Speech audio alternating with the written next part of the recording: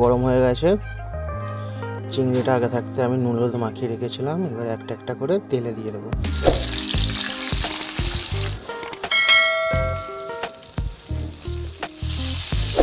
ভাজা হয়ে গেছে, এবার তুলে নেব।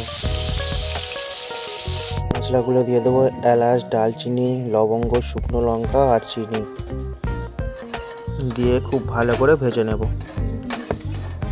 ভাজা হয়ে গেছে, এরপর পেঁয়াজ বাটা দিয়ে দেব, দিয়ে ভালো করে নেড়ে নেব। হলুদ গুঁড়ো, লঙ্কা গুঁড়ো, গরম মশলা, জিরে গুঁড়ো, ধনে গুঁড়ো দিয়ে ভালো করে নেড়ে নেব।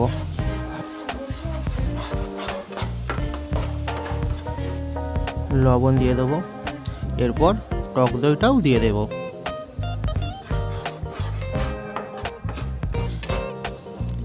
এর সঙ্গে 4টি কাঁচা লঙ্কা দিয়ে দেব।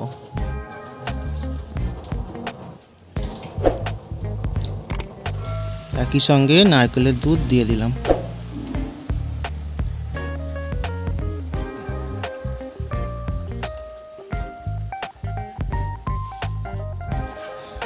এরপর চিনি দিয়ে দেব,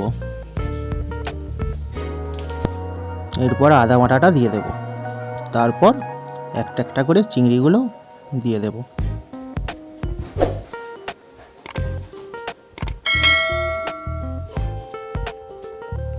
ছাই গরম মশলা দিয়ে দিলাম।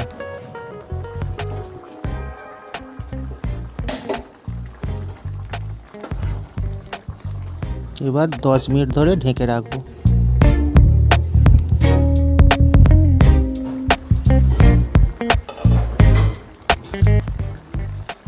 চিংড়ি মাছের মালাইকারি কমপ্লিট।